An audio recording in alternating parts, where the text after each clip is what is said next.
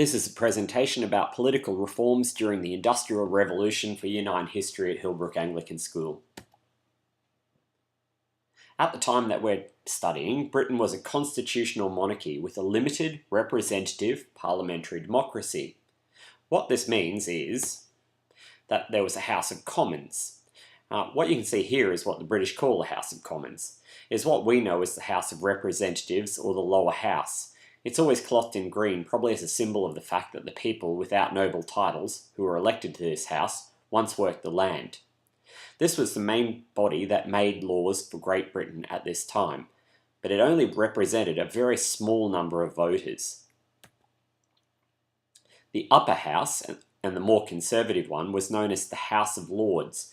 In Australia, we know it as the Senate.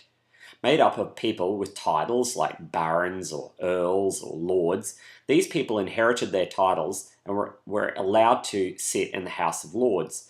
They were usually owners of large holdings of land.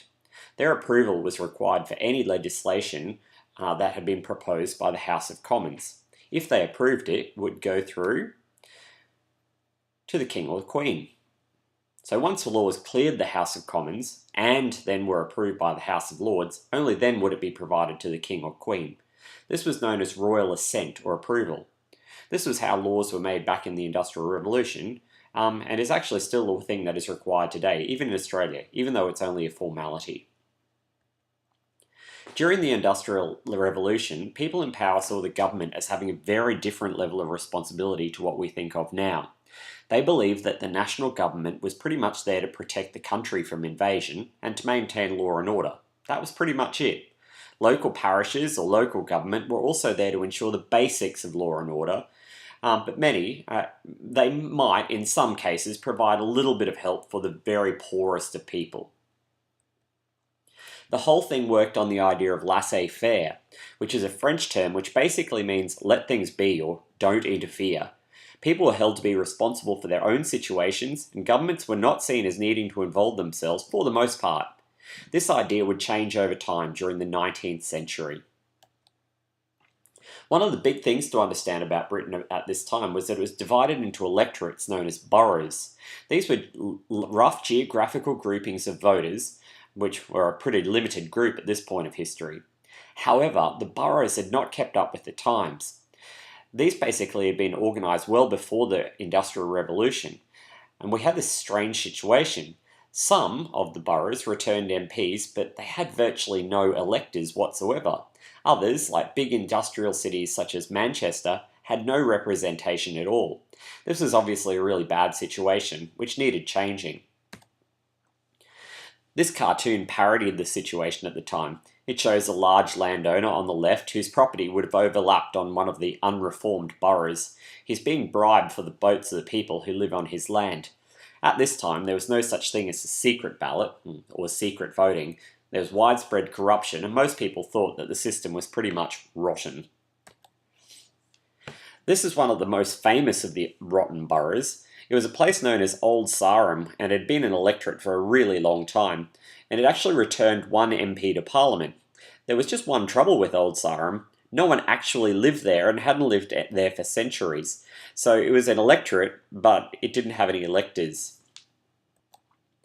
So the essential problems were the four that are listed above. 1, the electorates were really inconsistent. 2, there were inconsistent laws about who could vote. In some boroughs, certain people with a certain amount of land could vote. In other boroughs, you had to have more. In some boroughs, you had to have less. In some, you could vote at 18. In some, you could vote at 21. In some, you couldn't vote till you were 30. There was also a lack of secret ballot, which encouraged corruption throughout the system. Basically, if you wanted to vote, you put your hand up. That meant that people could bribe you and check to make sure that you voted the right way. Also, only about 10% of men, all landowners, could vote. Women couldn't vote at all. The final problem was this. The Lords of England, who were known collectively as the peerage, had extensive control over the political system and weren't particularly enthused, well, for the most part, with reforming or changing it. Many had little respect for the lower or middle classes and felt that the existing situation adequately reflected the way things should be. In a word, they were conservatives. Not everyone in society feels the same way towards change, and this allows us to categorize people into 4 different political groups. And if you understand this, you understand the basics of politics even now. People who like positive methodical change are known as progressives, moderates, or reformers.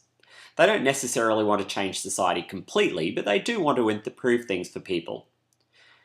The next group, known as conservatives, don't oppose all change, but generally they want to be absolutely sure that things will be better before they'll support it. The peers of England at this time, for example, were generally conservatives. Some people, on the other hand, oppose pretty much any change whatsoever. They can be termed reactionaries. Basically, people so conservative that they oppose all developments in society and would prefer to look to the past for their inspiration. There were some groups which were known as radicals, and those who basically believe that society is completely broken and they want a massive revolutionary change. Part of the problem for Great Britain at this time was that they had actually seen a revolution just across the water in France. In 1789 and the years that followed, King Louis XVI of France had been overthrown and a vast revolution had ensued. The king was executed using the guillotine, as shown in this picture, a beheading machine, and for years, members of French society who had opposed the ideas of the revolutionary radicals were put to death. Many of the peerage in Great Britain feared that it could also happen in their own country. As a consequence, in 1799 to 1800, there was passed what was known as the Combination Acts, which were laws which made it illegal for workers to meet together to try to improve their conditions. This was a bit of a panic in response to the possibility of what the peerage thought would be an English revolution. You can kind of see why the English peerage had got a bit jittery in how they responded. People like the Luddites in the top right and the swing rioters seemed to be an indication of a revolution about to happen, and mass gatherings such as that which happened at St. Peter's Field in 1819 caused great concern. You can see in the reactions, like the so-called Peterloo Massacre and the sentencing of the Tolpuddle martyrs to transportation to Australia, that the English establishment was a bit scared. It was such common knowledge that there were even cartoons drawn about this fact. This cartoon by the famous British artist Cruikshank shows a guillotine, a flaming, scary monster, chasing after the terrified peerage of Great Britain. Cruikshank here is satirising the common fear that an English revolution was about to occur. However, in the end, a revolution didn't take place in England. The king of the time, George IV, had been a stickler for keeping things the same. So, essentially he was a conservative, but he was succeeded by his son, who was a much more progressive type of guy.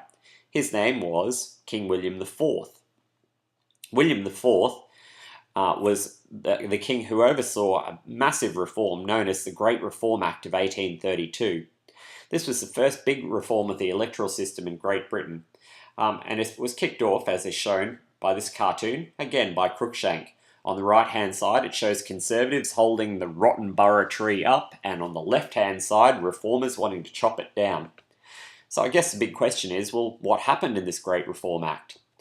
Put very simply, it was a pretty big reform, with electorates being redrawn across the country to make them fairer, and they're a single system for deciding who could actually vote across the whole nation. For progressives, though, they didn't see it as going far enough, and this is why we've got people like the Chartists. The only people who got to vote were basically wealthy middle-class people. Only 1 in 7 people was still able to vote, and women were excluded completely. The secret ballot, which is really essential if you want to avoid rigging and corruption, was still not introduced. Over time, though, this would change, and British society would gradually move towards improving life for its people. With the work of people like the Chartists and others, little by little the government would grant changes which would eventually lead to the vote for more people, and a system where there was more, consideration for the rights of working class, with the development of a group known as the Labour Party. There was more consideration for improvement in society as a whole, with a group formed which came to be known as the Liberal Party. These ideas were pretty much universally found also spreading to Australia as people emigrated. Many of the people who left England at this time hoped to build a better society when they got to Australia, and hoped that the ideas that took so long to put into place in England would take root a little bit more quickly here.